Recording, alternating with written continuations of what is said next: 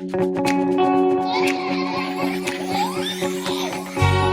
Prime, yes, Indie Prime, on Indie Live Radio. Indie Prime, yes, Indie Prime, on Indie Live Radio.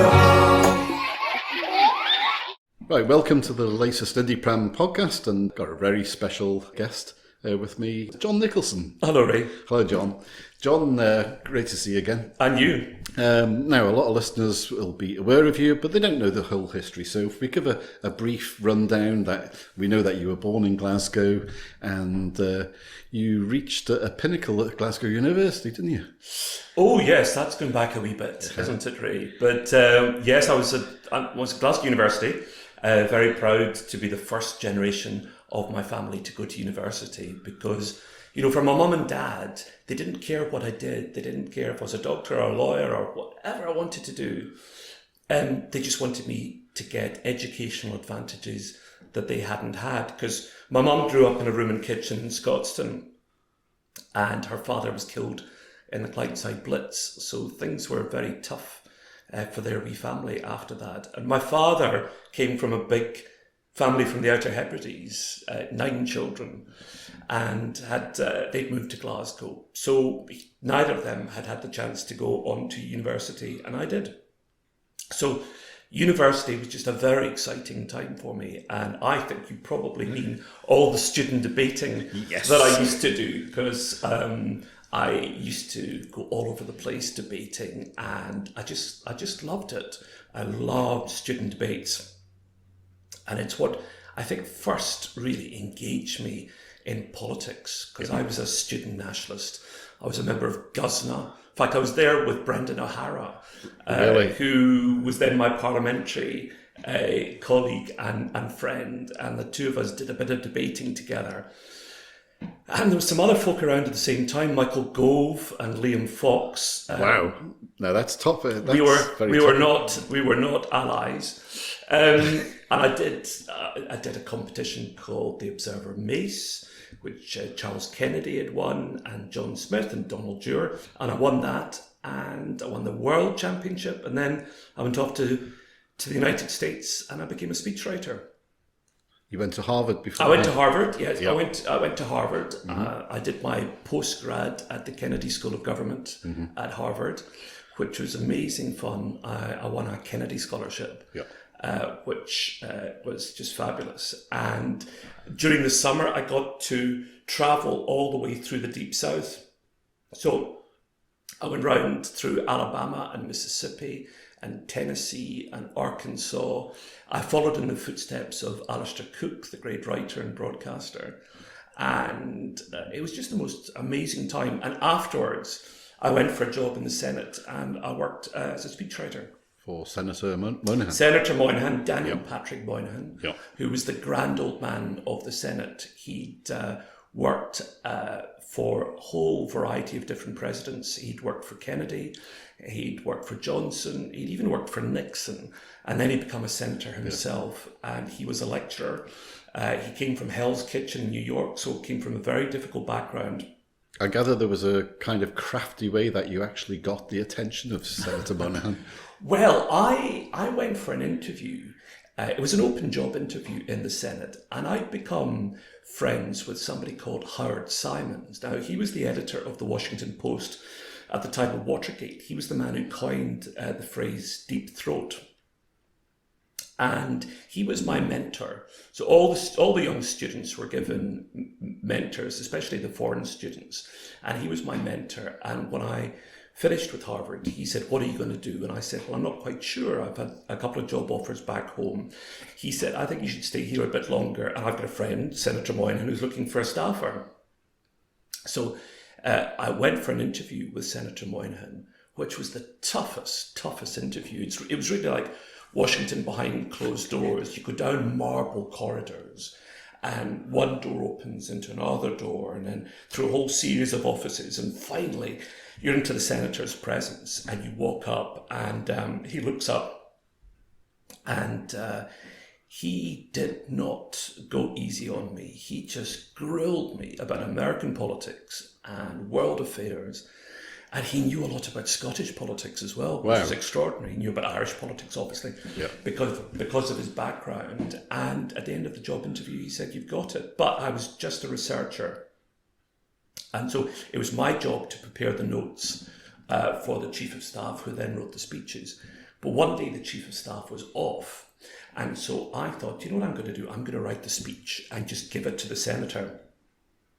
And it was a speech, I think, about the Middle East and peace, if I remember correctly. In fact, I think there was 2 speeches, one in the Middle East and one on gun control. And I wrote them in the Senator's style, which was a rather grand, one might almost say pompous style, with lots of parenthetical clauses. The Senator, I think, thought that his style was Westminster parliamentarian. And it was quite florid. And I wrote it in this style. And I thought, I'm going to be in such trouble when the Chief of Staff finds out what I've done. But then the door opened and it was the Senator. And he said, "Did you write this?" I said, "Yes, I did." He said, "Don't you do any more research. You write directly for me." Excellent. No, not quite clear how keen the Chief of Staff was on me after that. But it was a wonderful time, and it was absolutely fascinating. And I lived in a very eccentric neighbourhood called Logan Circle in Washington, which was really quite dangerous. It's very shishy now. And it was a grand time. Yeah.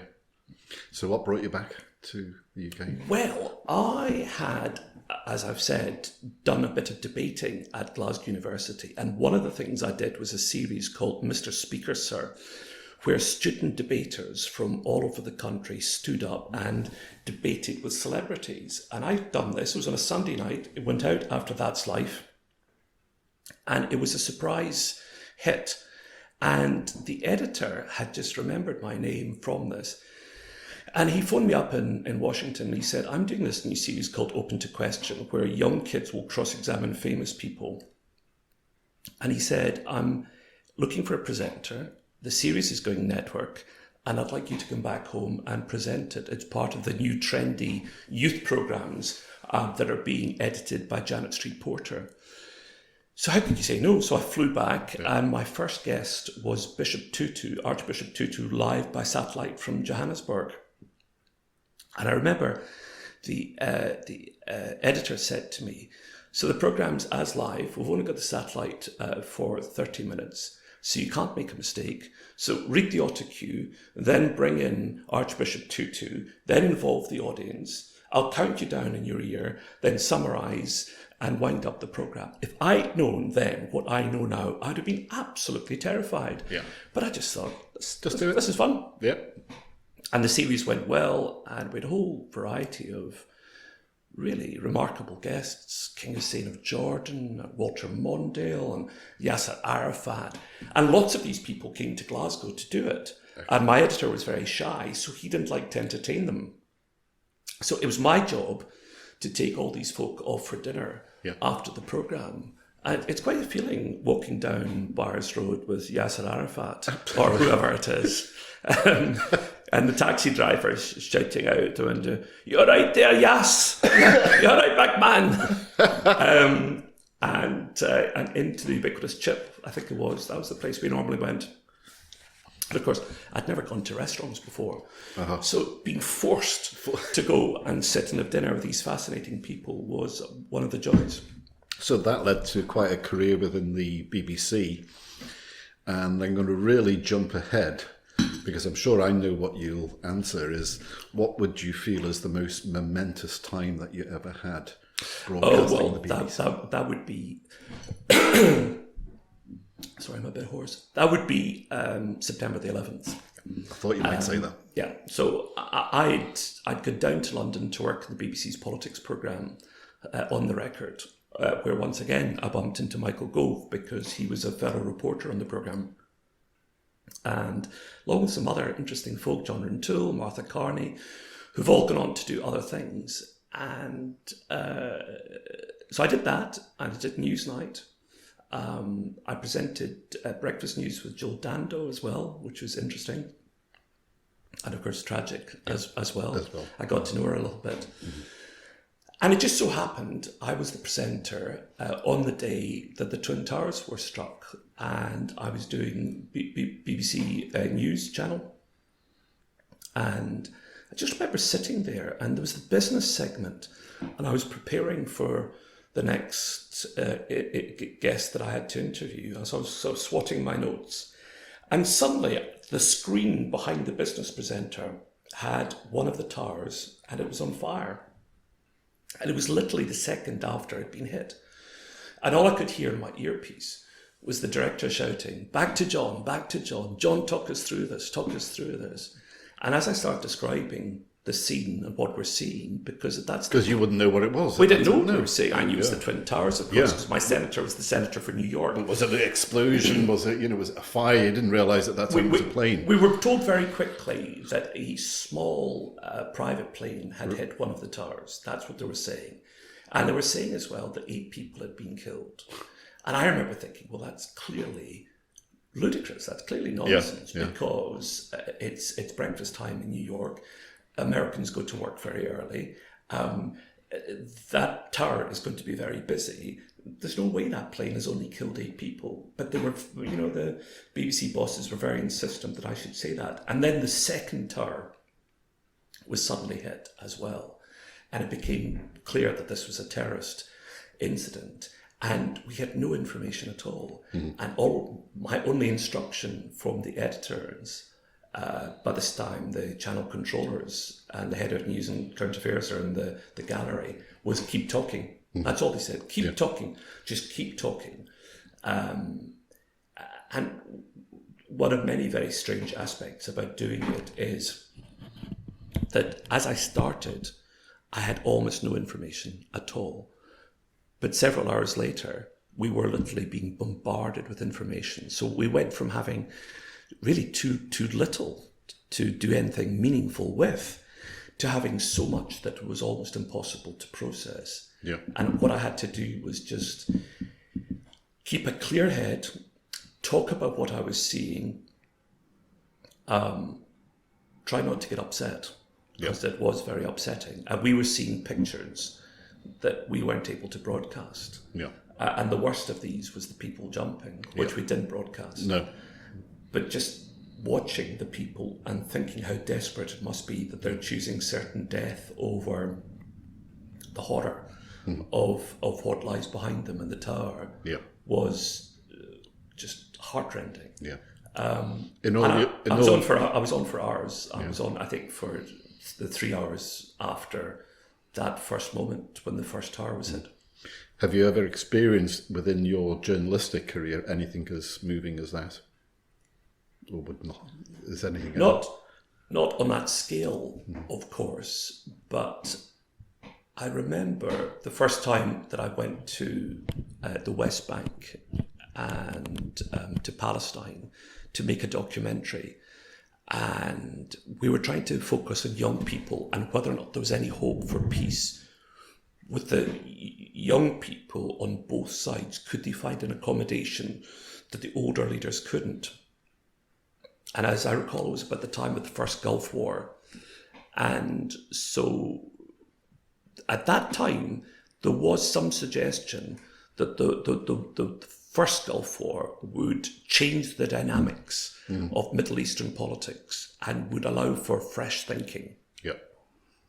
If you get rid of some of the players, some of the intransigent players there, would that open up opportunities led by a new generation? I mean, we look back now and clearly that didn't happen. But I found myself in a hospital in the West Bank with this old man whose son was lying in the hospital. And the Israeli soldiers had broken into their house because somebody had raised a Palestinian flag. His wife had just died. So his young boy, who was a student in the United States, they were a poor family, but the Palestinians are passionate about education. Yep. And I think he got a scholarship, if I remember correctly. And he'd gone from this very modest house on the West Bank through the scholarship program, gone to Boston University, I think is where he was. And his mum had died, and he'd gone back to support his father for a few days. Somebody in their village had raised a Palestinian flag. The soldiers had broken into the house. For some reason, they thought it was something to do with them. They dragged the boy out. They'd beaten him up. He'd run away. He jumped off a wall to try and escape from the soldiers. And he'd fallen, hit his head, and was now in a coma. And the old man who'd just lost his wife, who was holding his son's hand in the bed, lost him. Yeah. As I was there, and the old man started crying, and it made me cry. Yeah, yeah. Mm-hmm. And you're not meant to cry as a reporter. No. Well, I was in the police once, and a similar thing happened to me, but it was, this is really off topic, but I tried to save someone's life, and I tried to keep them alive all the way through to the hospital, and they got to the hospital, and he was pronounced dead. And the mother, his daughter came in. Oh, he was due to die. I just had to go into a room, and I just burst into tears, because when you've been spending almost an hour trying to keep someone alive. Why did you say that? I don't know. What a strange thing to say. So, yeah, I know what it's like to be with someone, and it's not what the outcome that you expect. That same trip, actually, we had a parallel experience of a young Israeli boy who was a musician and a poet. And he was also, I think he was 18 or 19 or something. And he was walking home, and some Palestinians stabbed him in the back, and he died. And I went round to his mum's house to interview her about this. And she started crying about what had happened, because it had only happened a week or two before. And she gave me a book of poetry written by the boy that she'd had published. Mm-hmm. And she'd had the book published in Arabic and in Hebrew, so that the people who'd killed him could read his poems. Yeah. Because they never caught them. And, or if they did catch them, you know what it's like in Israel. They may have caught them, or they may not have caught them, but anyway, they weren't prosecuted. And but she wanted them to read the poetry and to read what a loving boy they'd killed. And I've still got the book of poetry. Mm-hmm. That was pretty upsetting too. Yeah, I can imagine. Now, during your journalistic experience, you had to keep the fact that you had been a member of the SNP dormant during those years. It's true, I did. Do you know, when I decided that I would run as a candidate, I'm told that Alex Salmond expressed surprise because he hadn't known that I was SNP. Now, I had dinner with Alex Salmond as a journalist more than once. And I was very proud he didn't know that I was SNP, because if you're a journalist, you're meant to be objective. That's the point of journalism. What we've got now in Scotland, it seems to me, is far too many polemicists. You open up the papers and there's just lots and lots of people ranting away about their own opinions. Yeah. Well, that's the job of politicians, the job of journalists. And I accept, of course, that some people are columnists and have to express opinions. But I think we've got far too many journalists who don't ask questions, who just offer opinion. So I was very proud in a curious way that although I'd come across Alex Salmond lots of times and we knew lots of people in common, he didn't know what my politics were. And you're right, I joined the SNP when I was 16. I was SNP all the way through my time at university. I was SNP when I was in the United States. But when I signed my first contract at the BBC and then subsequently at LBC and at ITV, I let my membership of the party lapse because I think it's incompatible with journalism if you're a party political activist. Doesn't mean you don't hold those views equally passionately. Mm-hmm. Doesn't mean that you can't tell your friends and family what you think about things. But don't broadcast it to the wider world. But in public, you keep it quiet. But what changed my mind about all of that was the independence referendum, because I thought this is not party political. Mm-hmm. This is about the future of our country. It is a dramatic, important moment. And I'm friends with a few folk who are working closely with the First Minister, the then First Minister, and they asked me to get involved to do debate preparation. After the first, if you remember, the first debate hadn't gone quite as well as some people had hoped. And then the second debate against Alistair Darling was going to be in the museum at Kelvin Hall Museum. And so they asked me if I'd come in and just get involved in the debate preparation, just some kind of basic techniques. Yeah. And so I worked with Alex a bit. I mean, I encouraged him, for example, to walk out from behind the lectern. It's an old Bill Clinton technique. Mm-hmm. So instead of being trapped behind the lectern, you walk out, right to the audience, you engage with the audience, yep. You talk to individuals, you strike up a bond with them, and you don't seem like a stiff politician. You make a relationship. Trapped, you make a relationship. Yep. And I talked about that, and it was my view that Alistair Darling wouldn't have the self-confidence to follow him, and that proved correct. And then I also said to him, I think it's very important that you talk to the audience at home. You address the camera directly for your opening and closing statements. And that's difficult for a politician because they're used to talking to the audience in the room. And it feels rude to ignore the audience in the room and to look at a little red light at the back of the hall. But of course, the size of the audience at home is vastly greater than the number of people in the room. And if you don't look directly into the eye of the person at home, it seems shifty, curiously. Uh-huh. So we talked about these kind of techniques, and the second debate went very well. And then people had already noticed that I was helping Alex Salmond, and there was a thing in the BBC about it and some of the papers about it. And so it's pretty obvious where my loyalties lay. And then Nicola Sturgeon asked me to chair her tour of Scotland, where she went round Scotland and these huge big venues. That was where I first met you, saw you at the SECC. That was quite something. Amazing. That was quite something. For those who don't remember, SECC holds, 13,000, 14,000? Yeah. I mean, it's a huge number. And it was full. I remember coming that morning and just looking at the number of seats. And I said, so how many rows back do you hope to fill? And they said, well, all of them. I went, including the gods. Yeah. And they went, yeah, every single one. Yeah. And I said, well, where's my script? And they looked at me and said, no, there's no script. We just want you to chat. Just chat. Yeah. And I went, well, I can kind of chat for a minute or something, but there's big blocks here on the running order where it says, 9 minutes, John chats, 11 minutes, John chats. Almost scary, actually.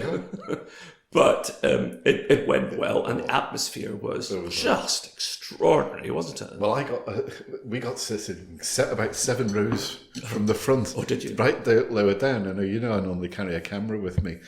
So, of course, with the lens on it, folk thought I was press. So I was popping out every now and again and taking I've got some, to this day, great pictures of that event, and nice to get really close up. And of course, nowadays I look at pictures and I can see myself standing there at the front before I zip back the round number 7. But it was amazing. It was great, wasn't it? Yeah. It was great, and there was so many good musicians there, and there was some fabulous speakers there. It was a cross, wasn't it, between a great political rally with a touch of panto, with some, because there was lots of good banter, wasn't there? Certainly was. And then all this fabulous music. Yeah.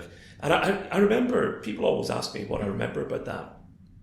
I remember walking on the stage right at the beginning. I know what I remember. I remember that. But I remember as well that I was there with my mom and my partner. They were in the audience. And there was a boy going round the audience, Phil, with a mic. And he said, is there anybody in the audience that you think we should have a bit of a banter with? And I said, well, that's my mum there in row 4 or 5 or whatever it is. Why don't you go and talk to her? And so she was there, and my partner could see him covering his face as he saw the camera, because he knows me well enough to know that I might do something like this. And the camera got closer and closer. My partner's covering his face. And then they get to my mom, and Phil says, are you Mrs. Nicolson? And she says, yes, I am. And suddenly you could just see these huge screens everywhere with my mom. And they said, that's your boy up there. And she said, And Phil said, so how do you think he's doing? And she said, oh, nothing special. It was such a Scottish reaction, wasn't it? Can you imagine an American mother saying that? I know. Such a Scottish reaction, because she knew exactly what she was doing, of course. And the whole audience started laughing. Yeah. And on the way out, people kept coming up to her and saying, "That was so funny, Mrs. Nicolson. So funny. You just absolutely just kicked him where he deserved. In case he's getting too big for his boots after doing that."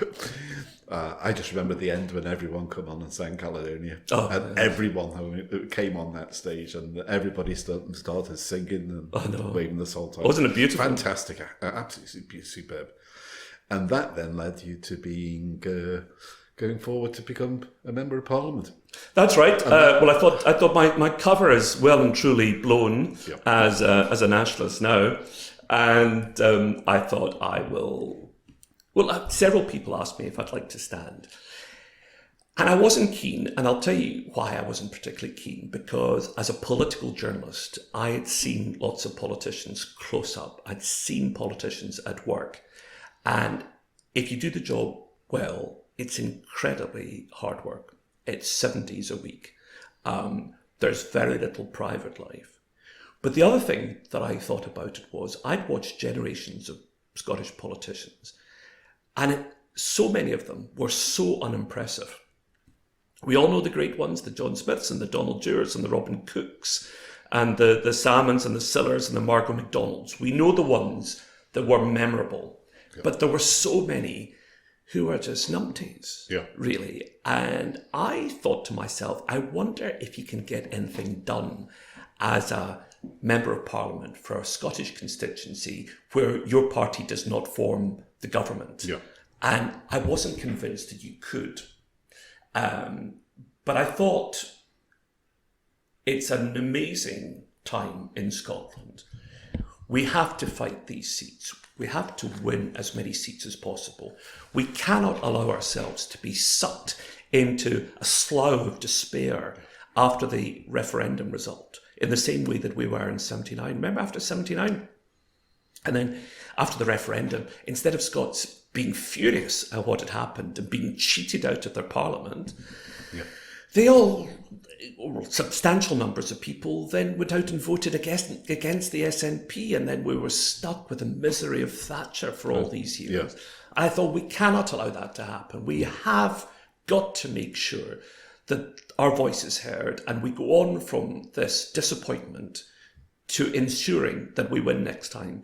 And the only way we'll get our voice heard is by having lots of SNP MPs running, going down to Parliament and changing the dynamic. And so I ran in my home constituency of East Bartonshire. We're sitting in my house now. It was a tough fight. It was an enjoyable one as well. It was an enjoyable one, but it was hard. But, you know, I always remember Joe Swinson was the MP here, and I thought to myself, she's got this, you know, girl next door kind of image, but do people really have any idea how she's voted? Her absolutely ghastly voting record. She's voted for the bedroom tax. She's voted for disability cuts. She's voted to privatise the Royal Mail. She was the minister responsible for all that. I mean, her voting record was absolutely appalling. And I thought, I'm not going to run a negative campaign, but what I'm going to do is just let people know how she voted. And I produced a leaflet called The Joe You Don't Know, which just had a list of her votes with the time and the date and the Hansard parliamentary reference, so nobody could say it didn't happen, and then how our MPs had voted on the same issue. And I just asked the very same question: would you be voting with Joe or would you be voting with me? And I believe she thinks that was the leaflet that lost her the election. Plus, of course, I always remember when Charles Kennedy was selected to fight his seat, and he was up against a long-standing MP called Hamish Gray, who was the oil minister. And Charles Kennedy, who was a student debater, a wee bit older than me, but had been around and was a terrific debater, and he challenged Hamish Gray to a series of debates. And I always thought, if I'm ever a candidate, which I don't expect to be, I will challenge my opponent to a series of debates. So I tweeted Joe Swinson and just said, Joe, just to let you know, I've just been selected. as a parliamentary candidate for the SNP, how about we do a few debates? And she tweeted back, bring it on. And I said, how about 10? So she couldn't say no, and we did 10, and I don't think the debates went well for her. Well, I can remember at one of them, and it was... Remember you and almost every one of them sitting in the third row. It was Kevin McKenna was the host. Oh, yes. And he'd said right at the start, this has got to be very social and nice. He wasn't looking for anger. That was at St Joseph's School. That's right. And I turned round and says, the candidates, this is if you were an MP, considering I had a background in financial services, and that caused the financial crash of 2008, if there was a vote in favour of taxing bankers' bonuses, would you vote for it or vote against it? And everybody answered they would vote for taxation of the bonuses, including Joe Swinson. And I just stood up and said, excuse me, but on the 7th of February this year, you voted against taxation. And the look on her face, and Kevin McKenna, I can remember the Cheshire grin on his face.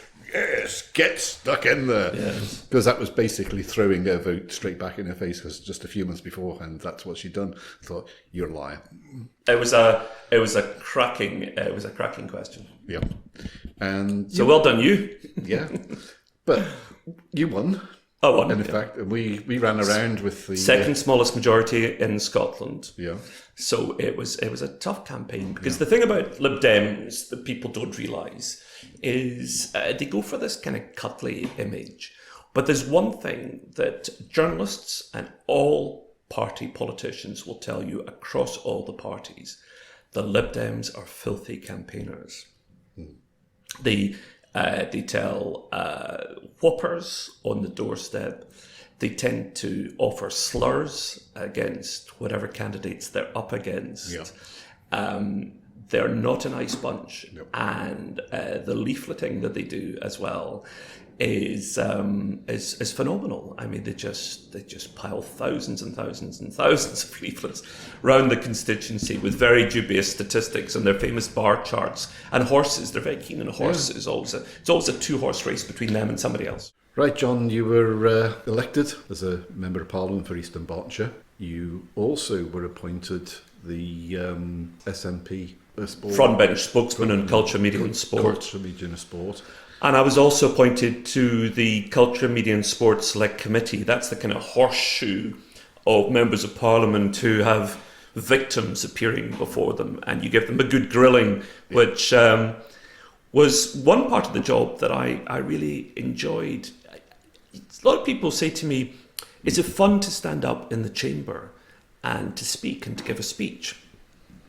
And I thought I might enjoy that, but actually standing up in those green benches, you have to bob up and down, except when it's your subject area, when you're called automatically. So there's going to be something about BBC or ITV or tourism or all the things in the culture, media and sport brief I got called automatically. But I felt it was a bit ridiculous in a way. It was like me aged 19, 20 back at Glasgow University Union. I know how to do that, and I know all the put downs and all the debating tricks. I know about all that, but I almost felt as if it was me here in the prime of middle youth, pretending to be a 20-year-old again. There's something fundamentally quite immature about the Commons debating chamber, the way that people behave, the noises that they make, yeah. the barking sounds and the growling sounds, and it didn't bother me in the slightest. And I actually, nothing made me happier than being heckled by a Tory MP, because I've got a whole range of slapdowns that I remember from my debating days, and brand new ones that I was able to devise. So that stuff never bothered me in the slightest. It often felt like a complete waste of time, because you'd ask a question of the minister, or the cabinet minister, or the prime minister, or whatever it was, and you'd never get a proper answer. By contrast, the select committee work, you could really do things. I was very keen to see a separate Scottish 6 o'clock news, because I thought it was very important for Scotland that instead of the kind of couthy provincial BBC reporting Scotland stuff that we get, there could be a nuclear bomb could fall on Carlisle and they would cover an air show in Carluke as the main story. It just felt couthy. That's the best word for it. It felt it just felt, I don't mean this in any way as a slur to the journalists who work there, but the agenda was so artificial that they never did English stories or international stories. Everything, all the international stories were always through the prism of London. And then you'd go to Scotland for what felt often like the television equivalent of The People's Friend, much loved by my granny when she was at the hairdresser's. And so I wanted a separate Scottish 6, which would have a proper news running order, and you would lead in a Scottish story one day, or a UK story, or a world story, depending on news merit, like a grown-up country. And I was very keen to see that.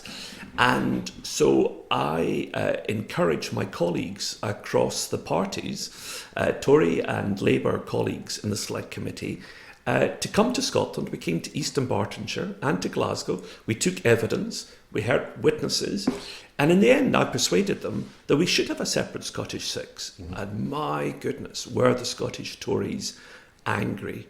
They were furious to find that their Westminster colleagues had actually listened to the logic of the position.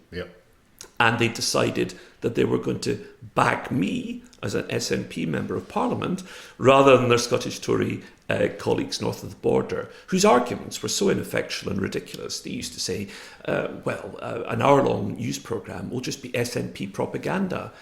As if every journalist working Pacific Key is dedicated to producing SNP propaganda. Hello, please.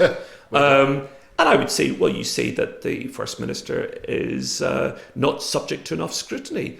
So why are you trying to prevent an hour-long programme where inevitably should get lots more scrutiny? Absolutely. So their position was so fundamentally absurd that their Tory colleagues and their Labour colleagues south of the border accepted my arguments. In the end of the day, we didn't prevail. We didn't get the separate Scottish 6 that the Select Committee recommended, but I think the BBC then felt under enormous pressure to produce a separate Scottish channel and to fund a separate Scottish 9 o'clock news programme. And I don't know anybody who thinks anything other than me, which is the 9 o'clock news programme, the new news programme at 9 on the Scottish channel is very good indeed. It's got some cracking journalists. It's properly objective. It covers some very interesting social stories, and it does what I wanted the news to do, which is to run the proper, sensible running order based on news merit, and sometimes the first story will be Washington. And it works as a news programme. I think the only question mark over it is funding and low viewing figures, which I think is because a lot of people haven't worked out where it is. But I hope we can use that and the success of that programme editorially to revisit the argument for a separate Scottish 6 on BBC One. And on that score, a debate night.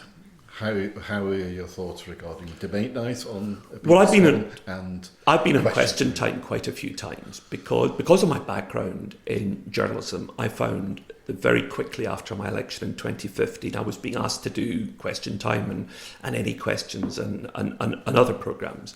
And Question Time, I always quite like doing Question Time south of the border, funnily enough, because the audience don't know much about you. And so they're ready to listen. I mean, you do, of course, get the angry Brexiteers. But on the whole, especially if you use your warm-up question wisely to show that you've got a wee bit of a sense of humour and you know something about the locality where you are, you've read up about the local hospital that's going to be closed in Bristol or whatever it is. You're not just flown in. You've actually shown the town you're in some courtesy by doing some research about it.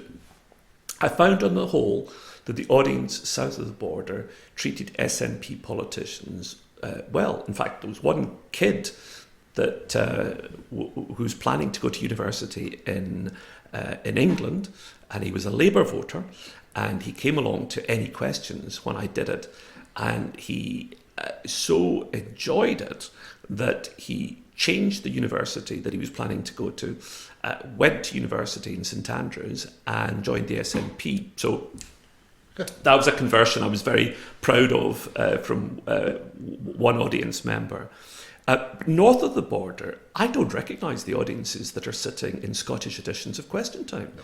They don't look or sound like Scotland. Mm-hmm. They're filled with folk who are pretending to be something other than what they are. Yeah. They're often Tory or far-right agitators and activists who sit in the audience, and they always have the same shtick, which is to pretend that they're floating voters, or even worse, sometimes they pretend that they're SNP voters who are suddenly terribly disappointed with the SNP and have had to come on Question Time to say that they've moved from being a left-wing Scottish nationalist to a far-right Brexiteer. Just happened overnight, they'll announce to the audience, while wearing a bright orange jacket. I know.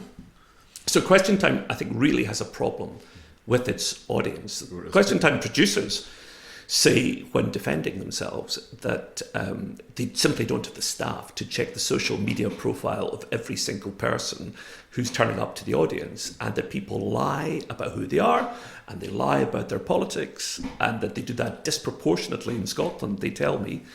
In which case, if that's a problem, they've got to up their game as Question Time. They've got to ask people to produce photo ID, and they've got to make sure that they know how often someone's been on the programme. For the rare number of times that Question Time comes to Scotland now, surely they can make time, because they get the same complaint every time Question Time comes to Scotland. They do.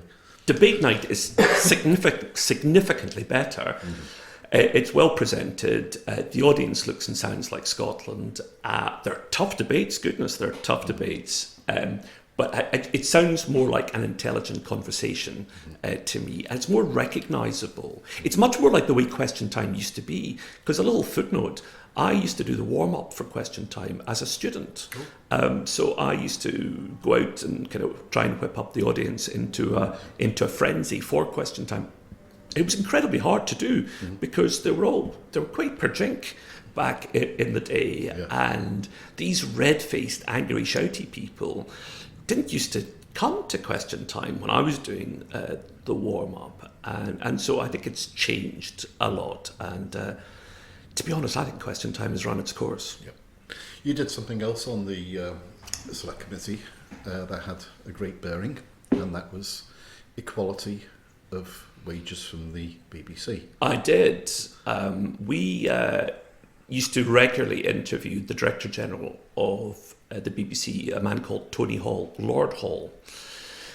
And he would sit and he would be quite phlegmatic at the beginning, but he would get crosser and crosser with the questioning as it went on. I always used to watch his skin colour. He would go redder and redder and redder, and he would cross and uncross his legs in a fury as I cross-examined him. I cross-examined him on a few different occasions about things that I found really annoying.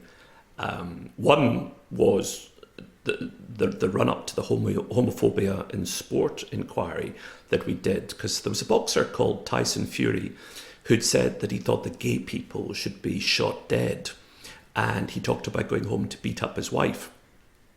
The BBC put this man onto the shortlist for Sports Personality of the Year awards. And I put it to Lord Hall that had he said that he thought that all Muslims should be shot dead or all Jews should be shot dead, he'd have been off that shortlist, PDQ. Yeah. And that while he may be an amazing boxer, he's clearly not a role model, which is what the Sports Personality of the Year award is meant to be all about. Yeah. Now, you'd think somebody would say, you're absolutely right, that's a very fair point, I'll get him off the list. But instead he tried to pretend that it was perfectly reasonable for him to remain on the list, and that he wasn't treated any differently, having made these homophobic comments from the way he would have been treated had he made racist comments. I didn't believe him. And when he left the select committee, I turned to my colleagues and said, we've got a problem. Shall we do an inquiry into homophobia in sport? And my colleagues said, yes, let's do that. And again, it's another example of how you can get things done if you've got a decent relationship with your colleagues across the parties. And we produced a report, and we got the SFA to talk about it, and the English FA to talk about it, and they're putting measures in place to try and encourage both young players to feel more confident about coming out, and also to tackle homophobia in the stands, which still exists. So I did that, as you say.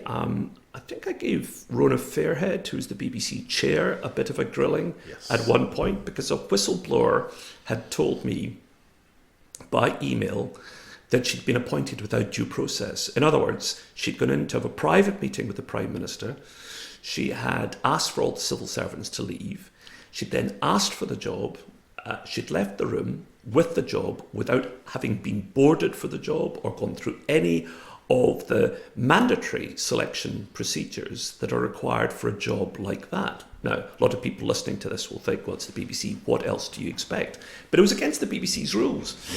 And it was against the government rules as well. And I was thankful to this whistleblower, whom I realised quite quickly was probably somebody who knew what they were talking about and may have been in the room or one of the rooms, certainly had very detailed knowledge. And I used this to tease it out exactly what had happened, what she'd said, and she got very cross about the questioning. Well, actually more flustered than cross, and she resigned shortly afterwards.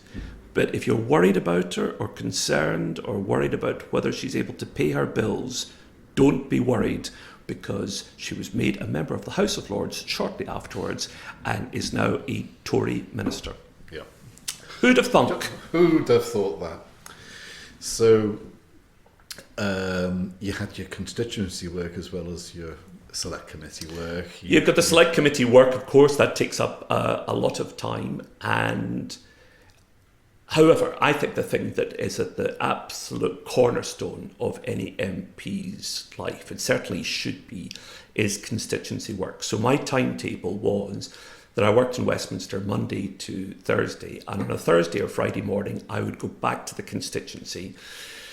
And what you do back in the constituency, you find, is that you go to lots of local groups, you go to schools on a Friday, you have meetings with the police, have meetings with the councillors, you go into your office, you try to get things done in the constituency, and in the evening you go off and you go to school concerts.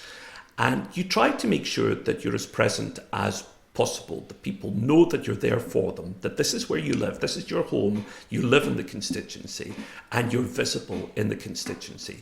Saturday, I would spend Saturdays doing constituency surgeries, and I tried to make sure that I did surgeries across the length and breadth of the constituency. I was very struck by the fact that my predecessor's whole focus seemed to be on the welfare part of the constituency. That's where she had her office.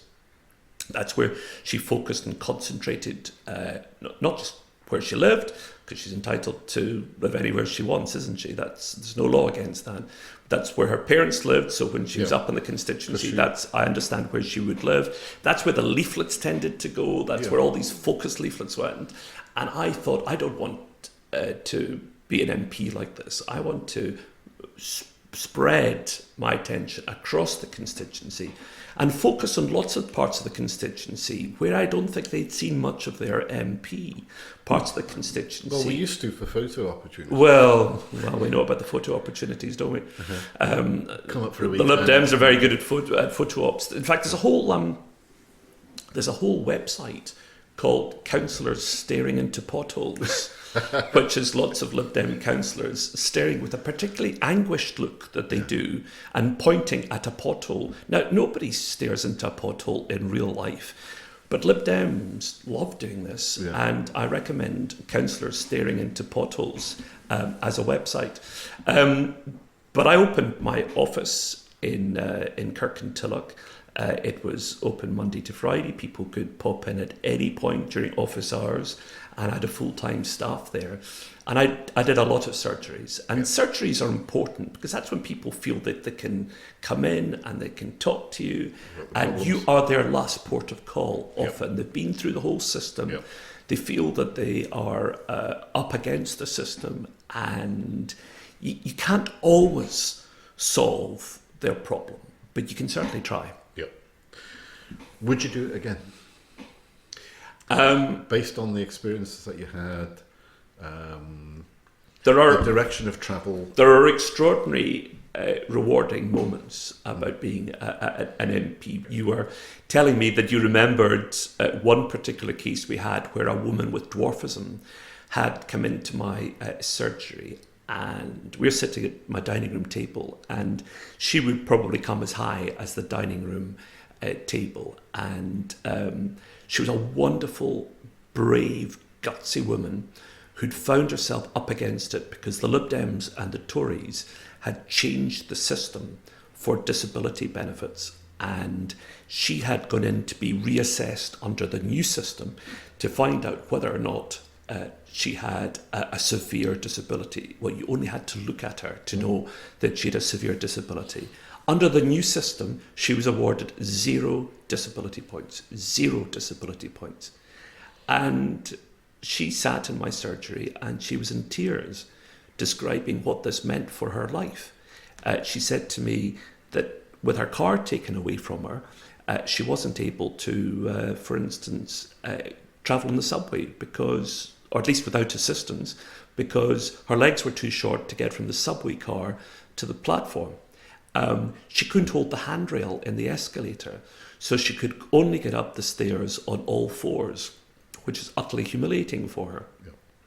And her whole life had been transformed because of this change, this Lib Dem Tory change in the system. And it was so cruel and so heartless. This is a woman who'd spent her whole life trying to say that she could do anything because her parents had told her that she could do anything. Mm-hmm. So, of course, when she was asked questions like, can you walk the length of a football pitch? She'd said, of course I can. But, of course, she couldn't. No. She couldn't. Yep. But she never said no to anything. And instead of the assessors having the sensitivity to admire this woman's courage, they punished her for her courage. And I went to her appeal, and I represented her at her appeal in the city centre. And we won the appeal, and she got her car back. And moments like that make you feel, as an MP, that you've done something good. Done your job, yeah. But we lost the seat in 2017. We lost it because we didn't. My feeling is we didn't have the right message to get people. Well, I was going to ask you, why do you think we lost? Personally, I think we didn't have. They were fighting against a second independence referendum. We were saying it was nothing to do. This is about devolved powers at Westminster. This is nothing to do with about independence referendum.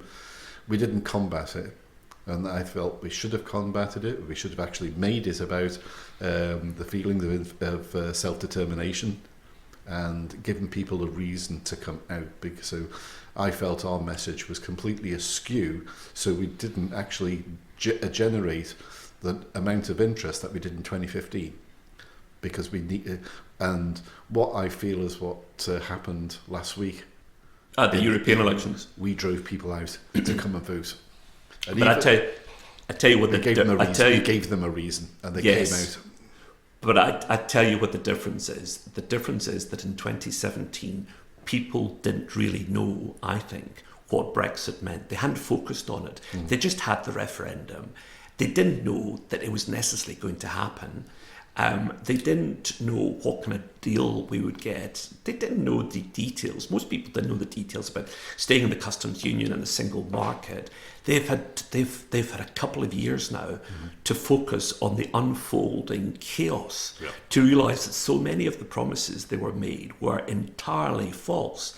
Now, when I was going round the doors in 2015, people were saying those buyer's regret about the referendum on independence, and people got the idea that a strong team at Westminster standing up for the country is a good thing. 2017, Ruth Davidson's message had resonance. I remember going to a lady's house in Kirkintilloch, and she said, I wish the First Minister would get on with the day job. And I said to her, that's a Ruth Davidson slogan. And she said, yes, I know, I heard it somewhere. And I said, okay, can I examine that? you're a pensioner. Do you object to the fact that you've got free transport? No, I like that. Do you like the fact that you've got free prescriptions? Yes, I do. How do you feel about the National Health Service? Oh, it's so much better here than it is south of the border, she said. I said, have you got grandchildren? Yes. They go to university? Yes. No tuition fees? She said, yes, that's great. You know, they pay them south of the border. I said, yes. She said, that's disgraceful. I said, do you think that the First Minister is a grafter? Does she work hard? She says she works so hard. I said, so can I ask you, when you said get on with the day job, what did you mean? She said, I've absolutely no idea why I said that. Yeah. I found that if I could stay with people on the doorstep for long enough and say to them, you know what? This has nothing to do with independence. We'll have to have another independence referendum before we have independence. If you don't want independence, you can always vote against independence at that referendum. But what this does, if you vote SNP, is it gives you a parachute. If we go crashing into the Brexit cliffs, and it's as bad as I think it's going to be, we can jump if we've got enough muscle at Westminster and Holyrood. You don't want to throw away that control. If I had the time to make that case on the doorstep, I found that it resonated. Yeah. But they weren't focusing on what Brexit meant in 2017. No. They felt that there'd been a lot of what they saw as constitutional upheaval. Personally, I could never understand it, because I don't think you can get the opportunity to vote too much. Goodness knows, when you look at European history, voting is a privilege. So it doesn't seem to me it's that hard to go down to put a cross in a ballot box once a year. It's just that there was a Tory losses in that election down south, but Tory gains up here, and a couple of Lib Dems as well, and Labour. So we lost from 56 MPs to 35. And that's why I felt that the no to a second referendum, that generated interest for those who are against the second referendum. Said, yeah, we'll come out and support it. We didn't give...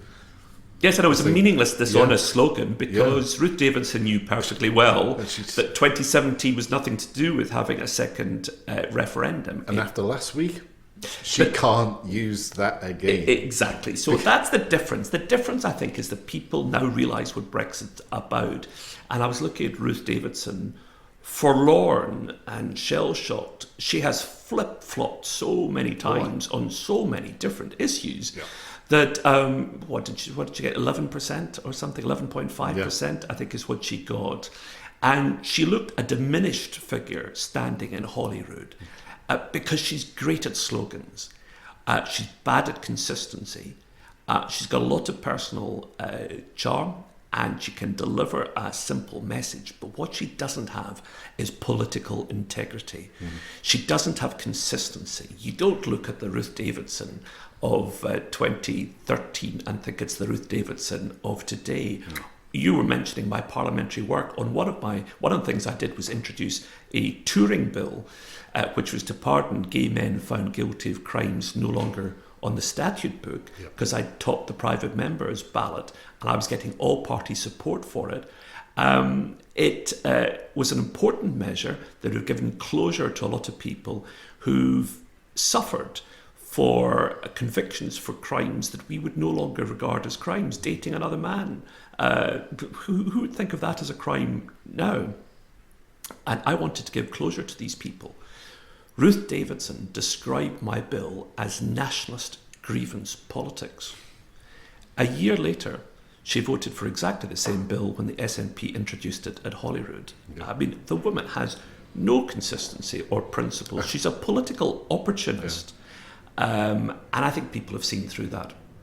And after your bill was filibustered out, after the promise that they would back it. Yeah, they did. Just showed you how you can trust a Tory. They did. They promised that they would back the bill, and they filibustered it. That was Theresa May, of course. Yeah. David Cameron said that he'd backed the bill. Scotland is back on track again, I think, after the European elections. I got the same sense of excitement that I saw in 2015. I just got the sense that people thought, we've tried, and we've tried again. We've tried to make Westminster work. Those of those of us who did not support the SNP in 2014.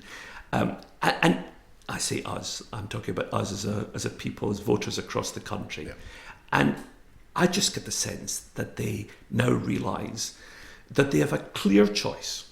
They have a clear choice between a Boris Johnson Brexit Britain or being a small independent country inside the Union, inside the European Union, like Denmark or like Ireland. And what has Brexit shown? Brexit has shown that small independent countries punch above their weight. Look at Ireland. The Chancellor of Germany flying to Dublin to ask the advice of the Irish Taoiseach in handling the United Kingdom. Yep. Who could possibly say that Scotland, as an ignored part of Britain, punches above its weight in international affairs?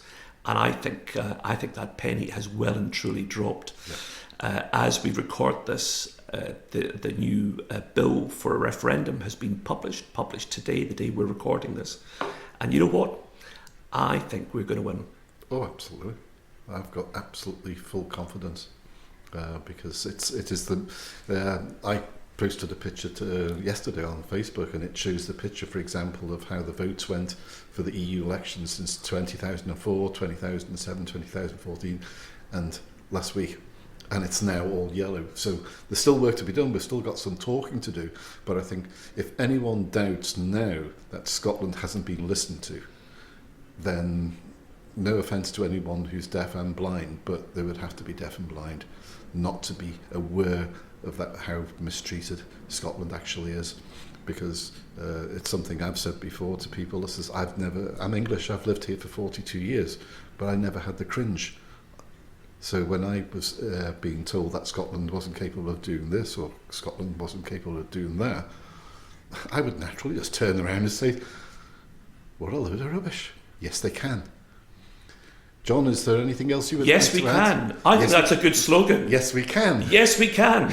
I think we should start shouting that at rallies. Well, it worked well for Barack Obama, didn't it? Well, I'm doing it on the Indie Pram. Sandra and I were over in Toronto, Niagara. We went to Niagara on the Falls village, and I saw this sign. It's the We Can Do It woman from the Second World War. So I bought it, and I have that on the Indie Pram. Fabulous. Yeah. Anything else you'd like to add before we wrap up? No. Do you know the one thing aspirations? Do you know the one thing? The one thing I would say is people often ask me they always ask me what I loved about being an MP, and I think I've told you in this interview what I loved about being an MP. But people also say, what do you miss about being an MP? And I'll tell you what I miss. I miss my constituents. I miss the fact that on the day after the election in 2017, I had to write to people and say, I'm in the middle of handling your case. I can't do it anymore. I'm not allowed to. Yeah. And I really miss that because I wasn't confident about the tender care that they would get subsequently from my predecessor who became my successor. I miss my staff terribly. I miss the people I worked with. I miss the party activists here in the constituency because, you know, when you lose your seat, you've got to go out and get a job and pay the mortgage. Yeah. And you're now... And I've returned to my old profession, and I'm now a shock jock on talk radio. Yeah. Sitting there with Julia Hartley-Brewer and George Galloway, and you can I that's like. Oh, discussing one of your favourite friends, Donald Trump. Oh, exactly. The fact he's not coming to Scotland. And I miss my colleagues. Good. Yeah. The group of people, the 56 Yeah. MPs that were elected together, were, I think, the single nicest, Yeah. most hard-working people Yeah. that I've ever come across in my life. I can honestly say that. Yeah. And it was a pleasure to be with them. Great. And I miss them. John, thank you very, very much indeed for the time for the podcast. It's been a pleasure. If you do decide you're going to stand again, I'll be looking forward to giving you the usual support. Driving around with the PA system. Pleasure. Thanks, John. Thank you.